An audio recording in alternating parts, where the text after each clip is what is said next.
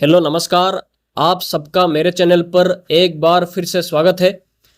तो आज हम जानेंगे साइक्लोन के बारे में, क्योंकि जो साइक्लोन का फॉर्मेशन बंगाल की खाड़ी में बे ऑफ बंगाल में करने वाला है अगले 3 दिनों के अंदर। अब ज़्यादा टाइम बचा नहीं है। इसके बारे में अभी चीज़ें साफ हो चुका है।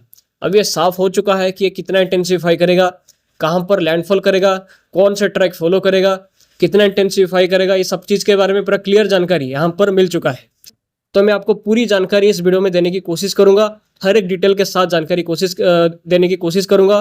कहाँ पर लैंडफॉल करेगा और जहाँ पे लैंडफॉल करेगा वहाँ पे इम्पैक्ट कैसा होगा और कब से इंक्रीज करेगा इम्पैक्ट, बारिश कितना होगा, ये सब चीज़ के बारे में पूरा डिटेल में यहाँ पर डिस्कस करेंगे, बहुत डिटेल में। तो सबसे पहले इस वीडियो को लाइक करें और मेरे चैनल को भी सब्सक्राइब करें ऐसे लगातार इन्फॉर्मेशन साइक्लोन के बारे में पाने के लिए। तो पहले बहुत कन्फ्यूजन था लोगों में कि क्या सच में साइक्लोन बनेगा या नहीं। मॉडल्स तो नहीं दिखा रहे हैं ऐसा वैसा, और कब फॉर्मेशन करेगा और कहाँ पे लैंडफॉल करेगा, इंटेंसीफाई कितना करेगा, ये चीज़ के बारे में बहुत कन्फ्यूजन था। मॉडल्स भी अपने डिफरेंट फोरकास्ट रिलीज कर रहे थे, बट अभी सारे मॉडल्स एक ही फोरकास्ट पर आ चुके हैं। सारे के सारे मॉडल्स अभी साइक्लोन का संकेत दे रहे हैं और ये साफ हो चुका है कि बंगाल की खाड़ी में अगले 3 दिनों के अंदर एक साइक्लोनिक स्टॉर्म यानी कि चक्रवाती तूफान का फॉर्मेशन करेगा और इंटेंसीफाई भी करेगा, और ये म्यांमार बांग्लादेश में नहीं जाएगा। तो ये साइक्लोन भारत की तरफ ही आने वाला है और यहाँ पर इसके ऊपर अब कोई भी डाउट्स नहीं बचा है, क्योंकि ये पूरी तरह से साफ हो चुका है कि ये साइक्लोन भारत की तरफ आने वाला है। क्योंकि कंडीशंस ऐसा डेवलप हुआ था, जैसे कि मैंने पिछले 2 वीडियो में क्लियर किया था कि एक हाई प्रेशर का फॉर्मेशन साउथ म्यांमार के ऊपर करने वाला है, जो कि कर चुका है एक तरीके से। और इसके साथ रिच फैक्टर भी सपोर्ट में नहीं है। साथ ही कोई भी पश्चिमी विक्षोभ जो सिस्टम को रिकर्व कराता है, अभी वो कोई भी पश्चिमी विक्षोभ एक्टिव नहीं रहेगा साइक्लोन के टाइम पे, और जेट का फ्लो भी काफ़ी कमज़ोर रहने की संभावना यहाँ पर दिखाई दे रही है। तो इस सारा फैक्टर्स को देखकर मैंने ऑलरेडी बोला था पहले कि ये साइक्लोन इस बार उत्तर पूर्व में इतना आगे नहीं बढ़ेगा, बल्कि रिकर्व करके भारत की तरफ आने का संभावना इसका दिखाई दे रहा है। और अभी ये एक तरीके से साफ हो चुका है कि साइक्लोन इस बार भारत की तरफ ही आने वाला और बहुत इंटेंसीफाई भी कर सकता है। यहाँ पर GFS, ECMWF या बाकी कोई भी ग्लोबल मॉडल्स, एनसेम्बल, सारा का सारा जो मॉडल्स जो फोरकास्ट कर देते हैं लॉन्ग रेंज में, शॉर्ट रेंज में, तो वो भी सारा का सारा मॉडल्स अभी यही दिखा रहे हैं कि साइक्लोन का फॉर्मेशन, साइक्लोन तो बनेगा, इसमें कोई डाउट नहीं है। साइक्लोन बनने के बाद ये पहले उत्तर पूर्व में जाएगा, उसके बाद रिकर्व करके उत्तर पश्चिम या उत्तर पश्चिम दिशा में आगे जाके उड़ीसा, आंध्र प्रदेश और वेस्ट बंगाल को इम्पैक्ट करेगा। और ये चीज़ें एक तरीके से पूरी तरह से साफ हो चुका है। सारे मॉडल से ये बात को लेकर एग्रीमेंट आ चुका है। तो यहाँ पर मैं मॉडल्स के बारे में भी बाद में दिखाऊंगा कि जो कौन कौन से मॉडल क्या क्या संकेत दे रहे हैं, इसके बारे में थोड़ा आगे मैं आपको दिखाऊंगा पूरा मैप के साथ। बट उससे पहले मैंने सारा मॉडल्स को देखकर मल्टी मॉडल एनालिसिस करने के बाद अपना एक खुद का ट्रैक जारी किया है, जो कि मैं हर साइक्लोन के टाइम पे अपना खुद का ट्रैक देने की कोशिश करता हूँ मेरे खुद के एक्सपीरियंस से और अपना खुद का अनुभव से। तो इस बार भी मैंने सारे के सारे मॉडल्स को देखकर, खुद का सारा कंडीशन को देखकर खुद का एक ट्रैक रिलीज करने की कोशिश किया है। इसमें मैं दावा करता हूँ कि इसका एक्यूरेसी 90% के आसपास हम मान के चल सकते हैं। इसका संभावना बहुत ज़्यादा रहेगा कि जो ट्रैक मैंने अभी बनाया है उसका संभावना है कि ये 90% तक सही रहेगा, और जो ट्रैक दिखाया गया वही ट्रैक साइक्लोन फॉलो कर सकता है। तो आप यहाँ पे स्क्रीन पे ये जो मैंने ट्रैक डिजाइन किया है आप इसको देख ही सकते हैं कि सबसे पहले आज साइक्लोनिक सर्कुलेशन अभी तमिलनाडु और एडजॉइनिंग श्रीलंका के आसपास यहाँ पर देखा जा सकता है, और ये लैंड के ऊपर ही है। और ये सर्कुलेशन की वजह से दक्षिणी भारत में पिछले 4-5 दिनों से काफ़ी ज़बरदस्त बारिश का एक्टिविटीज़ जारी है। कर्नाटका, केरला के कोस्टल पार्ट्स में बहुत भीषण मात्रा में बारिश का एक्टिविटीज़ जारी है, जो कि जारी रहने की संभावना है, क्योंकि दक्षिणी पश्चिमी मानसूनी हवा भी धीरे धीरे करके रीच करना स्टार्ट कर चुका है, जो कि निकोबार में दस्तक जल्द ही देने वाला है, मे भी कल तक दस्तक दे दे। तो मानसूनी हवा के साथ काफ़ी मॉइस्चर का फ्लो पश्चिमी भारत का जो कर्नाटका, केरला के कोस्ट की तरफ तेजी से आ रहा है, जिसकी वजह से वहाँ पे बारिश और भी बढ़ेगा आने वाले टाइम पे। श्रीलंका के वेस्टर्न कोस्ट में भी बारिश काफ़ी प्रबल मात्रा में इंक्रीज करने की संभावना यहाँ पर दिखाई दे रही है ये सर्कुलेशन की वजह से। बट ये जो सर्कुलेशन है ये धीरे धीरे करके पूर्व दिशा में ऐसे ट्रैक फॉलो करके पूर्व दिशा में आगे जाएगा, और दक्षिणी पश्चिमी बंगाल की खाड़ी में, जो कि साउथ तमिलनाडु और नॉर्थ श्रीलंका के जो कोस्ट है वो कोस्ट के आसपास एंटर करने की संभावना है 20 तारीख में, यानी कि कल 20 मई के आसपास ये इसी जगह के आसपास आज साइक्लोनिक सर्कुलेशन के रूप में एंटर करेगा दक्षिणी पश्चिमी बंगाल की खाड़ी में, ये नोट करिए। उसके बाद ये सिस्टम धीरे धीरे करके इंटेंसिफाई करना स्टार्ट करेगा और एक लो प्रेशर का इंटेंसिटी ये हासिल करेगा 21 मई के आसपास। इसका संभावना बहुत ही ज़्यादा है। सारे के सारे मॉडल्स इसके बारे में लगातार सपोर्ट में है कि 21 तारीख के आसपास एक लो प्रेशर का फॉर्मेशन इस जगह के आसपास करेगा, जो कि दक्षिणी पश्चिमी बंगाल की खाड़ी और एडजॉइनिंग दक्षिणी बंगाल की खाड़ी के आसपास एक लो प्रेशर का फॉर्मेशन करेगा 21 मई के आसपास। तो जब ये लो प्रेशर का रूप लेगा तो उस टाइम पे जो इसकी वजह से बारिश की एक्टिविटीज़ तमिलनाडु के कई पार्ट्स में इंक्रीज करने की संभावना रहेगा। दक्षिणी आंध्र प्रदेश के कई पार्ट्स में भी बारिश इंक्रीज कर सकता है। और 20 तारीख के आसपास मानसून जो है वो निकोबार आइलैंड के कुछ पार्ट्स में दस्तक देगा, जिसकी वजह से वहाँ पे भी बारिश और भी इंक्रीज करेगा। और ये सिस्टम के साथ जो पश्चिमी हवाएं काफ़ी सशक्त होगी और ये पश्चिमी हवा की वजह से अंडमान और निकोबार आइलैंड के हिस्सों में बहुत ज़बरदस्त भारी बारिश का प्रभाव देखने को मिल सकता है। पूरे पश्चिमी तट में जो कि कर्नाटका केरला के पार्ट में बहुत ज़बरदस्त बारिश की एक्टिविटीज़ ये सिस्टम कराएगा, क्योंकि इसकी वजह से पश्चिमी हवाएं लगातार सशक्त होगी, जिसकी वजह से अरब सागर से लगातार नमी ये सब पार्ट्स में पहुंचेगी। तो 21 मई के आसपास जब ये लो प्रेशर का रूप लेगा तो लो प्रेशर का रूप लेने के बाद ये लगातार उत्तर पूर्व दिशा में पहले मूवमेंट करना स्टार्ट करेगा, उसके बाद ये उत्तर उत्तर पूर्व दिशा में मूवमेंट करना स्टार्ट करेगा। तो ट्रैक लाइन में देख ही सकते हैं कि पहले ये थोड़ा सा पूर्व दिशा में आगे जाएगा, पूर्व दिशा में आगे जाके डिप्रेशन का रूप ले सकता है 22 मई के आसपास। तो आप स्क्रीन पे देख ही सकते हैं कि जो 22 मई के आसपास यहाँ पर एक डिप्रेशन का रूप ले सकता है सेंट्रल बे ऑफ बंगाल पे, यानी कि जो सेंट्रल बे ऑफ बंगाल है वहाँ पे 22 मई को ये लो प्रेशर जो बनेगा वो डिप्रेशन का रूप लेने की संभावना काफ़ी ज़्यादा है 22 मई को। उसके बाद ये धीरे धीरे करके उत्तर उत्तर पूर्व दिशा में रिकर्व करना स्टार्ट करेगा, क्योंकि कंडीशन साइक्लोन को म्यांमार के और ले जाने के लिए कंडीशन फेवरेबल नहीं है। तो ये साइक्लोन क्या करेगा कि ये उत्तर उत्तर पूर्व में जाने के बाद ये रिकर्व करेगा टुवर्ड्स नॉर्थ नॉर्थ वेस्ट। तो आप स्क्रीन पे ट्रैक को भी देख ही सकते हैं। तो ऐसे ये थोड़ा सा रिकर्व करके उत्तर उत्तर पूर्व दिशा में आगे जाएगा और 23 मई के आसपास यहाँ पर ये इस जगह के आसपास एक साइक्लोनिक स्टॉर्म यानी कि चक्रवाती तूफान का रूप लेने की बहुत ज़्यादा संभावना यहाँ पर दिखाई दे रही है। चाहे वो ECMWF हो, GFS हो, ECMWF AI हो या बाकी कोई भी एनसेम्बल मॉडल्स हो, वो सारे के सारे मॉडल्स यही चीज़ का सपोर्ट कर रहे हैं कि 23 मई के आसपास एक साइक्लोनिक स्टॉर्म का रूप इसी जगह के आसपास लेने की संभावना काफ़ी प्रबल है, काफ़ी ज़्यादा है। तो साइक्लोन का रूप लेने के बाद ये सिस्टम और भी रिकर्व करेगा। तो ट्रैक लाइन पे आप ये भी देख ही सकते हैं कि साइक्लोन का रूप तो 23 तारीख में लेगा, 23 मई के आसपास साइक्लोन का रूप लेने के बाद ये और भी रिकर्व करेगा।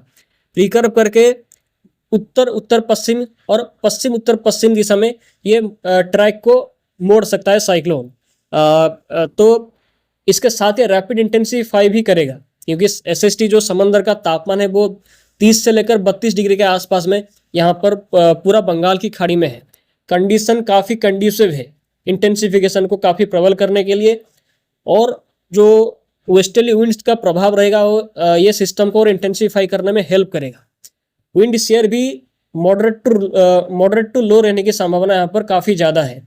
सो कंडीशन इंटेंसिफिकेशन के लिए भी पूरा फेवरेबल है। MJO का कंडीशन भी फेवरेबल फेज में दिखाई दे रही है। तो काफ़ी सारा कंडीशन जो है वो सिस्टम को इंटेंसिफिकेशन करने में हेल्प करेगा। तो ये सिस्टम सीवियर साइक्लोन का रूप वही 23 तारीख में लेने की संभावना रहेगा। मे भी 24 तारीख मॉर्निंग के आसपास ये सीवियर साइक्लोन का रूप ले सकता है, और ये वही 24 तारीख में 24 मई में ये वेरी सीवियर साइक्लोनिक स्टॉर्म का रूप भी लेने की प्रबल संभावना है।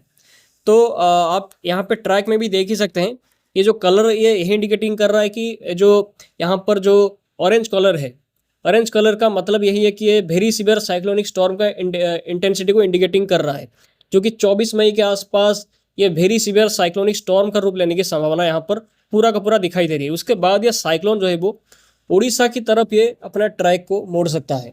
जी हाँ, इस बार जो साइक्लोन है वो उड़ीसा की तरफ जाने की बहुत ज़्यादा संभावना है। चाहे जितने भी ग्लोबल मॉडल्स है, जितना भी एनसेम्बल है, जितने भी डिफरेंट मॉडल्स है, मल्टी मॉडल्स को देखने के बाद मैंने ये ट्रैक डिज़ाइन किया है जैसे कि मैंने वीडियो के स्टार्टिंग में बोला कि ये ट्रैक सही होने का संभावना 90% के आसपास है, मतलब बहुत ज़्यादा संभावना यहाँ पर ये ट्रैक को लेकर मैं दे रहा हूँ, कॉन्फिडेंस दे रहा हूँ, क्योंकि साइक्लोन उड़ीसा में लैंडफॉल करने की संभावना बहुत ही ज़्यादा है मेरे हिसाब से। और ये वेरी सीवियर साइक्लोनिक स्टॉर्म 24 मई के आसपास लेगा। उसके बाद ये उड़ीसा की तरफ जब लैंडफॉल करने जाएगा तो उसके बाद यहाँ पर मैंने इंटेंसिटी के बारे में कुछ अभी तक दिखाया नहीं है, क्योंकि यहाँ तक ही मैंने इंटेंसिटी दिखाया है। बट जब लैंडफॉल 25 मई के आसपास उड़ीसा में होगा तो उस वक्त का इंटेंसिटी और इंक्रीज करेगा या थोड़ा सा कम होगा, इसके बारे में अभी मेरे पास अभी डाटा नहीं है। मतलब इसके बारे में अभी थोड़ा सा टाइम लगेगा कैप्चर करने के लिए, क्योंकि मॉडल्स में डिफरेंट कन्फ्यूजन है। इंटेंसिफाई भी कर सकता है या इंटेंसिटी मेंटेन भी रख सकता है, थोड़ा सा कमज़ोर भी हो सकता है। तो इसके बारे में आगे आपको जानकारी मैं दे दूंगा, अभी काफ़ी टाइम है। तो अभी तक के हिसाब से 24 मई के आसपास वेरी सीवियर साइक्लोन का रूप ये लेने की संभावना रहेगा। उसके बाद ये रिकर्व करेंगे पूरा उत्तर पश्चिम से लेकर पूरे पश्चिम उत्तर पश्चिम दिशा में आगे जाके ये उड़ीसा के आसपास लैंडफॉल कर सकता है। तो यहाँ पर जो रेड एरिया को भी मैंने इंडिकेटिंग किया है उड़ीसा आंध्र प्रदेश कोस्ट के आसपास में, कि यही इंडिकेटिंग कर रहा है कि यहाँ पर साइक्लोन का प्रभाव सबसे ज़्यादा रहेगा। बारिश का, विंड का, स्टॉर्म सर्ज का, ये सब फैक्ट जो साइक्लोन के टाइम पे होता है, डैमेजिंग विंड्स जो होता है वो सब वगैरह जो होता है, ये कोस्ट में जो रेड एरिया जहाँ पर है उड़ीसा से लेकर पूरे आंध्र प्रदेश के विशाखापट्टनम से तक जो रेड एरिया है, ये टोटल पूरा एरिया में साइक्लोन का इम्पैक्ट रहने की संभावना बहुत ज़्यादा है, क्योंकि इसका लैंडफॉल मेरे हिसाब से ये उड़ीसा के गोपालपुर से लेकर पारादीप के बीच में होने की संभावना सबसे अधिक है। पुरी के आसपास, पुरी या चिलिका के आसपास इसका लैंडफॉल हो सकता है 25 मई के आसपास, मे बी 25 मई रात के आसपास भी हो सकता है, इसका संभावना ज़्यादा है। तो उड़ीसा के आसपास इसका लैंडफॉल होने की संभावना 25 मई को ज़्यादा है, और 25 मई को इलेक्शन भी उड़ीसा में है, तो संभावना है कि साइक्लोन की वजह से इलेक्शन कैंसल हो सकता है। सो अभी के हिसाब से सारा का सारा चीज़ को देखकर यही लग रहा है कि इसका लैंडफॉल उड़ीसा के ऊपर ही होने वाला है। उड़ीसा के पुरी के आसपास इसका लैंडफॉल 25 मई को होने की प्रबल संभावना है। सो सारा का सारा कंडीशन को देखकर हम यही बोल सकते हैं कि इस बार जो ये साइक्लोन है ये बांग्लादेश में नहीं जाएगा। So Bangladesh is completely out of risk now, but फिर भी बांग्लादेश में बारिश का प्रभाव रहेगा। वेस्ट बंगाल पे भी भारी बारिश का प्रभाव रह सकता है, बट वेस्ट बंगाल पे लैंडफॉल होने की संभावना अभी बहुत ही कम है। तो इस साइक्लोन का जो मेनली लैंडफॉल एरिया है वो आंध्र प्रदेश के नॉर्थ जो श्रीकाकुलम से लेकर पूरे उड़ीसा के जो भद्रक का एरिया है, ये रेंज पे जितना भी एरिया आ रहा है, इस एरिया के बीच में कहीं पर भी साइक्लोन का लैंडफॉल हो सकता है। और सबसे अधिक लैंडफॉल का संभावना गोपालपुर, पुरी के आसपास होने का संभावना काफ़ी ज़्यादा है, क्योंकि मैक्सिमम मॉडल सभी जो गोपालपुर और पुरी को ही टारगेट जोन पे रखे हैं। मल्टी मॉडल्स एनसेम्बल सारा का सारा जो सिस्टम मॉडल्स का है वो सभी यही इंडिकेटिंग कर रहे हैं कि ये साइक्लोन का लैंडफॉल उड़ीसा के पुरी से लेकर गोपालपुर के अराउंड ही कहीं पर होने वाला है। बट फिर भी श्रीकाकुलम, पलासा, गोपालपुर, पुरी, भद्रक, बालेश्वर और ये एरिया के पूरे रेंज जो जितना भी एरिया है, ये पूरे एरिया में साइक्लोन का बहुत ज़बरदस्त प्रभाव, बारिश का, हवा का, डैमेजिंग विंड्स का, स्टॉर्म सर्ज का रहने की संभावना काफ़ी अधिक दिखाई दे रही है। सो 25 मई पे इसका लैंडफॉल तो होगा, पर लैंडफॉल के बाद यह साइक्लोन उड़ीसा के अंदर से होते हुए छत्तीसगढ़ और मध्य प्रदेश की ओर भी जा सकता है। सो ये भी काफ़ी अच्छी बात है कि साइक्लोन तो लैंडफॉल करेगा उड़ीसा में, तो लैंडफॉल से तो नुकसान होगा, बट लैंडफॉल के बाद यह साइक्लोन मध्य भारत की तरफ जा सकता है, जिससे मध्य भारत में बारिश का प्रभाव इंक्रीज कर सकता है मई 25 के बाद से। सो अभी के मॉडल्स यही इंडिकेटिंग कर रहे हैं कि ये साइक्लोन जब उड़ीसा में लैंडफॉल करेगा तो लैंडफॉल के बाद ये उड़ीसा के अंदरूनी भागों से होते हुए जाएगा, छत्तीसगढ़ से होते हुए मध्य प्रदेश की ओर रीच कर सकता है, और उत्तर प्रदेश की ओर भी इसका ट्रैक मुड़ सकता है। सो हम ये बोल सकते हैं कि 25 से लेकर 30 मई के बीच में मध्य प्रदेश, छत्तीसगढ़, उत्तर प्रदेश, बिहार, झारखंड, ये सभी पार्ट्स में बारिश काफ़ी अच्छी साइक्लोन की वजह से हो सकता है। सो जब ये 23 मई के आसपास साइक्लोनिक स्टॉर्म का रूप लेने की संभावना रहेगा सेंट्रल बे ऑफ बंगाल के आसपास, तो उसके बाद सही क्लाउड्स जो बादल है वो पूर्वी भारत में, उड़ीसा, आंध्र प्रदेश के एरिया में, वेस्ट बंगाल के एरिया में क्लाउड्स पहुंचने की संभावना रहेगा, जिसकी वजह से वहाँ पे बारिश का प्रभाव 23 मई के इवनिंग के बाद से इंक्रीज कर सकता है, खास करके कोस्टल उड़ीसा में और कोस्टल आंध्र प्रदेश के हिस्सों में उत्तरी आंध्र प्रदेश के हिस्सों में खास करके बारिश 23 मई के रात से इंक्रीज कर सकता है, जो कि 24 से लेकर पूरे 27 मई के बीच में पूरे उड़ीसा, आंध्र प्रदेश, वेस्ट बंगाल में जबरदस्त भारी बारिश का प्रभाव इस साइक्लोन की वजह से देखने को मिलेगा। पूरे के पूरे उड़ीसा, उत्तरी आंध्र प्रदेश, छत्तीसगढ़, वेस्ट बंगाल, ये सभी पार्ट्स में बहुत भीषण बारिश का प्रभाव मई 24 से लेकर पूरे 28 मई के बीच में देखने को मिल सकता है। तो बारिश तो होगा, बट यहाँ पर सवाल यह है कि लैंडफॉल किस इंटेंसिटी में करेगा उड़ीसा के आसपास। सो अगर ये वेरी सीवियर साइक्लोन का रूप में लैंडफॉल करेगा तो बहुत नुकसान होने का संभावना रहेगा। तो अगर थोड़ा सा कमज़ोर होकर लैंडफॉल करेगा तो फिर भी नुकसान होगा, बट वो देखने वाली बात यही इंपॉर्टेंट है कि लैंडफॉल किस इंटेंसिटी के साथ करेगा। बट ये तो साफ है कि साइक्लोन वेरी सीवियर साइक्लोन का रूप लेगा और उड़ीसा के आसपास ही इसका लैंडफॉल होगा 25 मई के आसपास। बस यही देखना है कि उड़ीसा के आसपास जब लैंडफॉल करने जाएगा तो इसका इंटेंसिटी क्या धीमा पड़ेगा या इंटेंसिटी मेंटेन रखेगा या साइक्लोन का इंटेंसिटी और बढ़ेगा। इसके बारे में अभी भी चीज़ें साफ नहीं हुआ है, हालांकि और 2 दिन के अंदर इसके बारे में भी चीज़ें साफ हो जाएगा। सो यहाँ पर मैंने अपना पर्सनल ओपिनियन जो अपना ट्रैक को लेकर मैंने दिया है, इसके बारे में मैंने पूरा डिटेल में जानकारी यहाँ पर आपको यहाँ पर इस वीडियो में दिया है। सो अब चलिए देखते हैं कि एनसेम्बल्स और जो डिफरेंट मॉडल्स है वो साइक्लोन के बारे में क्या फोरकास्ट दे रहे हैं। सो ये ECMWF का एनसेम्बल है, EPS का अलग अलग मेंबर्स का फोरकास्ट है। जैसे कि मैंने पहले बोला था कि ECMWF का 50 एनसेम्बल मेंबर्स होता है और वो 50 एनसेम्बल जो फोरकास्ट करते हैं उसके बाद मेन ECMWF अपना फोरकास्ट उसी हिसाब से देता है। तो यहाँ पर अलग अलग एनसेम्बल को अगर हम देखेंगे तो मैक्सिमम एनसेम्बल्स का ट्रैक्स को आप स्क्रीन पे देख ही सकते हैं, वो वही ट्रैक इंडिकेटिंग कर रहा है जो मैंने अभी दिखाया है और जो कि मॉडल्स भी सपोर्ट कर रहे हैं कि ये पहले उत्तर पूर्व में ऐसे ट्रैक फॉलो करके जाएगा। अभी तो सर्कुलेशन यहाँ पर तमिलनाडु के आसपास है, उसके बाद ये ऐसे ट्रैक फॉलो करके सेंट्रल बे ऑफ बंगाल के आसपास जाके इंटेंसिफाई करेगा, उसके बाद रिकर्व करेगा टुवर्ड्स नॉर्थ वेस्ट, उड़ीसा की ओर रिकर्व करेगा। तो मैक्सिमम एनसेम्बल भी वही दिखा रहे हैं कि ये श्रीकाकुलम से लेकर बालेश्वर के बीच में इसका लैंडफॉल होने का चांसेस काफ़ी ज़्यादा है। उड़ीसा में इसका लैंडफॉल होने की संभावना बहुत ज़्यादा है। सो मैक्सिमम एनसेम्बल को स्क्रीन पे देख ही सकते हैं कि एनसेम्बल भी वही फोरकास्ट कर रहे हैं कि साइक्लोन का लैंडफॉल उड़ीसा के आसपास ही होने वाला है। और ये मेन ECMWF का फोरकास्ट है। इसमें अब मेन ECMWF मॉडल क्या फोरकास्ट कर रहा है इसके बारे में आप स्क्रीन पे देख ही सकते हैं। मेन ECMWF मॉडल भी वही फोरकास्ट कर रहा है कि अभी तमिलनाडु के आसपास सर्कुलेशन है, तो इसके बाद धीरे धीरे करके उत्तर पूर्व में आगे जाएगा और इंटेंसिफाई करके 23 मई पे डिप्रेशन का रूप लेगा और साइक्लोन का रूप वहीं पे लेने के बाद ये उड़ीसा की ओर रिकर्व करेगा। तो स्क्रीन पे देख ही सकते हैं कि इसका पूरी के आसपास लैंडफॉल 25 मई के आसपास होता हुआ दिखाई दे रहा है ECMWF मॉडल की तरफ से। सो GFS मॉडल को देखेंगे तो GFS मॉडल भी बिल्कुल वही फोरकास्ट कर रहा है, इसमें डिफरेंस कुछ भी नहीं है। जैसे कि वीडियो के स्टार्टिंग में मैंने बोला कि सारे के सारे मॉडल्स यही इंडिकेटिंग कर रहे हैं इसका लैंडफॉल भारत में ही होने वाला है और उड़ीसा में लैंडफॉल होने का संभावना को लेकर बहुत सारे मॉडल्स की तरफ से एग्रीमेंट काफ़ी टाइट है। तो GFS भी वही इंडिकेटिंग कर रहा है कि इंटेंसिफाई बहुत करेगा और इसका लैंडफॉल वही 25 मई के आसपास उड़ीसा के ऊपर ही होने वाला है। पुरी के आसपास, गोपालपुर के आसपास इसका लैंडफॉल होगा और GFS मॉडल इसको थोड़ा सा ज़्यादा स्ट्रॉन्ग होकर लैंडफॉल करेगा ऐसा इंडिकेटिंग कर रहा है कि वेरी सीवियर साइक्लोन है उससे थोड़ा सा ज़्यादा इंटेंसिटी के आसपास इसका लैंडफॉल उड़ीसा के ऊपर होगा। इसको लेकर GFS मॉडल अपना फोरकास्ट रिलीज कर रहा है। तो इंटेंसिटी GFS मॉडल थोड़ा सा ज़्यादा दिखा रहा है। हालांकि GFS में एरर्स होता है, बट इसका संभावना है कि साइक्लोन का लैंडफॉल वेरी सीवियर साइक्लोन का इंटेंसिटी में हो, इसके क्योंकि कंडीशन फेवरेबल है। तो GFS बिल्कुल जो दिखा रहा है वो मे बी वो सही हो क्योंकि इसका लैंडफॉल उड़ीसा के आसपास तो होगा। सो 25 मई के आसपास GFS मॉडल भी इंडिकेटिंग कर रहा है कि उड़ीसा के आसपास लैंडफॉल करेगा। सो ECMWF AI को देखेंगे तो ECMWF AI भी बिल्कुल वही फोरकास्ट कर रहा है।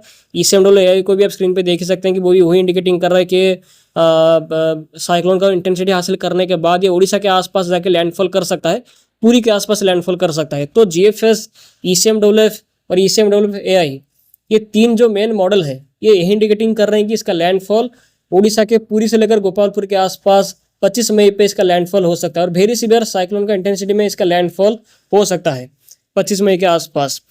सो GEFS का एनसेम्बल को भी देखेंगे तो GEFS का एनसेम्बल भी बिल्कुल ट्रैक को आप स्क्रीन पे देख ही सकते हैं। GEFS के एनसेम्बल भी बिल्कुल वही फोरकास्ट कर रहे हैं कि इसका लैंडफॉल ऐसे ट्रैक फॉलो करने के बाद ये उड़ीसा के आसपास लैंडफॉल करेगा और वेरी सीवियर साइक्लोन का इंटेंसिटी और इवन उससे भी थोड़ा ज़्यादा इंटेंसिटी के साथ इसका लैंडफॉल हो सकता है। हालांकि इसका सुपर साइक्लोन बनने का कोई भी संभावना नहीं है। इसका मैक्स टू मैक्स कैटेगरी 3 तक ही इसका इंटेंसिटी जा सकता है और कैटेगरी 3 मतलब जिसका विंड स्पीड करीब करीब 200 किलोमीटर के आसपास रहता है, उससे अधिक होने की संभावना नहीं है। मैक्स टू मैक्स इतना ही है। बट मेरे हिसाब से इसका लैंडफॉल 150 से लेकर 160 170 किलोमीटर के बीच में हो सकता है उड़ीसा के आसपास। सो फिर भी अभी काफ़ी टाइम है। सो अगले 2 दिनों के अंदर इसके बारे में काफ़ी और क्लियर पिक्चर आएगा कि इसका जो लैंडफॉल होगा उड़ीसा में वो किस एक्चुअल कौन से टाइम पे लैंडफॉल करेगा और कितना इंटेंसिटी के साथ लैंडफॉल करेगा और विंड स्पीड कितना रहेगा एक्चुअली में। इसके बारे में 2 दिनों के अंदर पूरी तरह से चीज़ें साफ हो जाएगा। तो अभी थोड़ा सा टाइम लगेगा इसका इंटेंसिटी सही से कैप्चर करने के लिए मॉडल्स को। सो 2 दिनों के अंदर मैं क्लियरली आपको बताऊंगा कि इसका लैंडफॉल जब उड़ीसा में करेगा तो इसका wind speed, storm surge, rainfall और क्या क्या कंडीशन रहेगा उस टाइम पे, तो वो सारा चीज़ के बारे में 2 दिनों के अंदर क्लियर करूंगा। बट उड़ीसा में इसका लैंडफॉल होगा, इसका संभावना बहुत ही ज़्यादा है।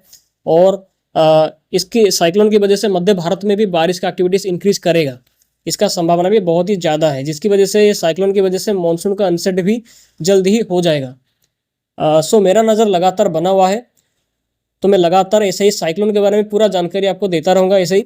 सो यहाँ पर पूरा डिटेल में जानकारी देने की मैंने कोशिश किया है। आई होप कि आपको यहाँ पर इस वीडियो में सब कुछ समझ में आ गया होगा। फिर भी अगर कोई भी डाउट है तो आप कमेंट्स में आराम से मुझे पूछ सकते हैं, मैं आंसर देने की पूरी कोशिश करूंगा, क्योंकि मैं हमेशा करता भी हूँ। सो आज के इस वीडियो में इतना ही, फिर मिलते हैं अगले वीडियो में। आप सभी का बहुत बहुत धन्यवाद वीडियो में आखिर तक बने रहने के लिए। आप सभी का दिन शुभ हो।